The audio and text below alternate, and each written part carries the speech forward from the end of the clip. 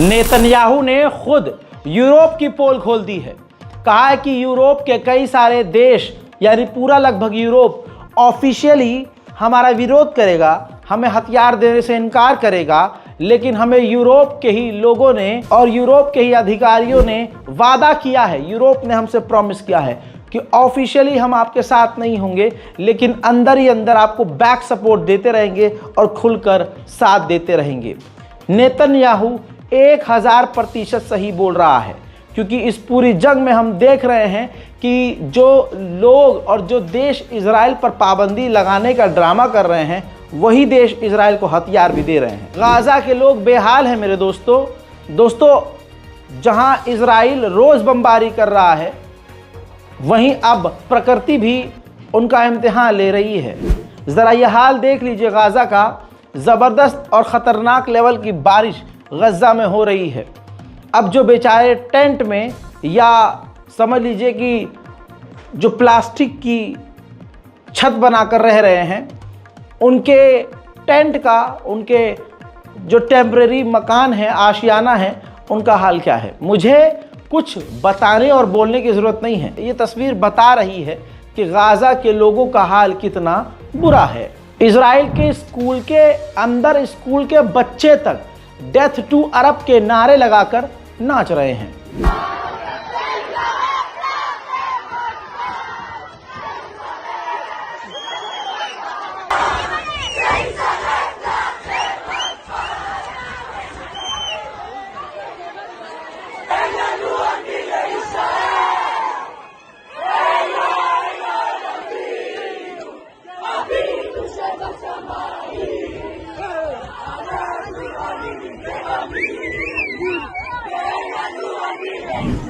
हज़रात मोहतरम, फ़िलिस्तीन के अंदर अल जज़ीरा के ऑफिस के अंदर, ये तस्वीर देखिए, ऑफिस के अंदर इजराइल की मिलिट्री ने रेड करी और शिरीन अबू की जो मारी गई फ़ोटो जर्नलिस्ट हैं, उनकी तस्वीर, जो अल जज़ीरा की पत्रकार थी जो इजराइल के ही द्वारा मारी गई, उनकी फ़ोटो लगी थी उनके दफ्तर के अंदर रामल्ला फ़िलिस्तीन में।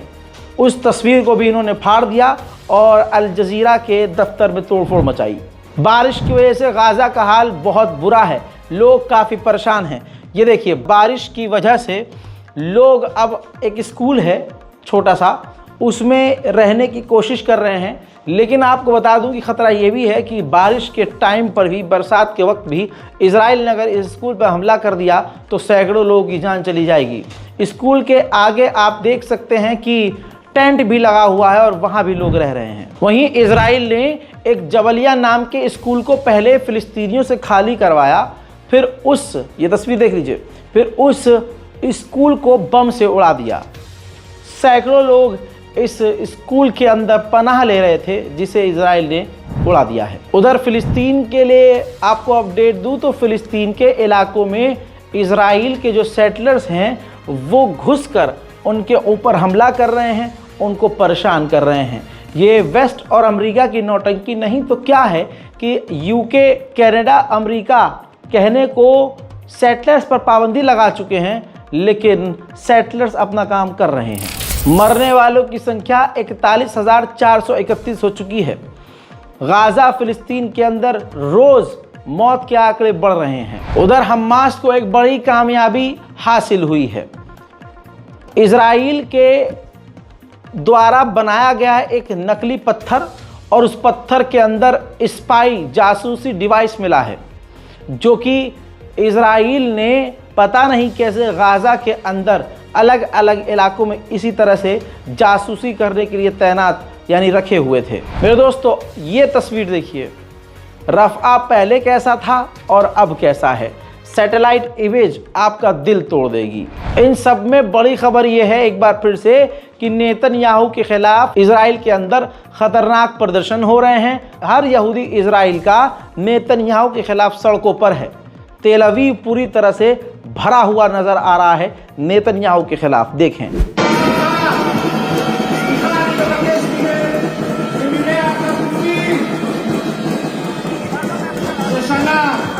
שנה ואתם עדיין לא איתנו, שנה אתם במנהרות סובלים.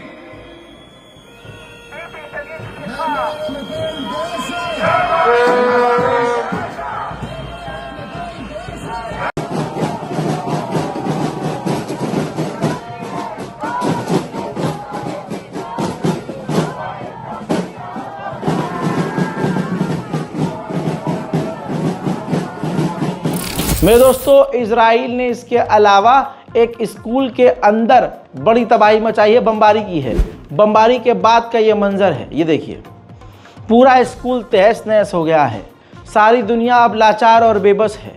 इजराइल स्कूलों तक को निशाना बना रहा है और ख़ासकर स्कूलों को चुन चुन कर मिटा रहा है। स्पेनिश एक्टर ऑस्कर विनर, बयान में अलग से कॉपीराइट के मसले से नहीं दिखा सकता हूं, लेकिन ये एक्टर आप पहचान लीजिए।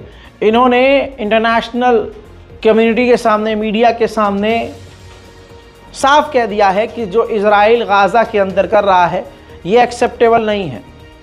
और मुझे लगता है कि इजराइल की करंट गवर्नमेंट सबसे ज़्यादा रेडिकल और सबसे ज़्यादा हिंसक है।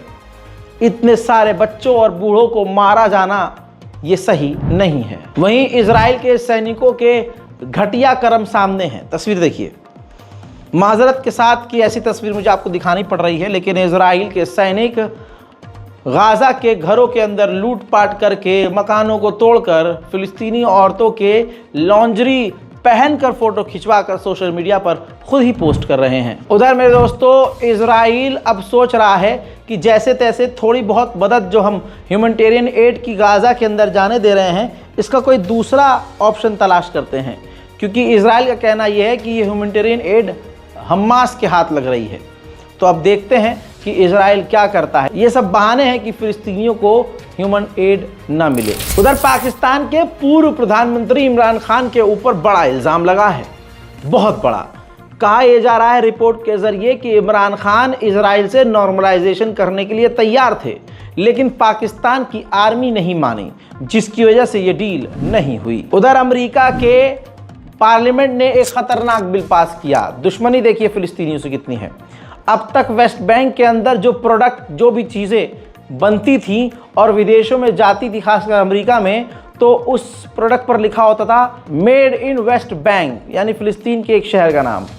लेकिन अब कानून ये बना दिया गया है कि वेस्ट बैंक में कुछ भी बन रहा है, जो भी चीज़ें बन रही हैं, उस पर मेड इन इजराइल लिखा जाएगा।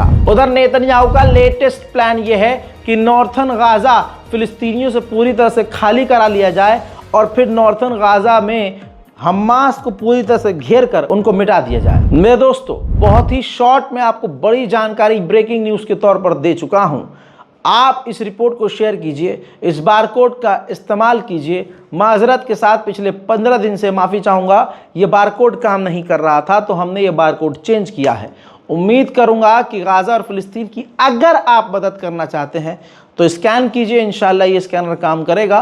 और अपनी राय कमेंट में लिखिए, ज़रूर लिखिए और इस रिपोर्ट को शेयर कीजिए।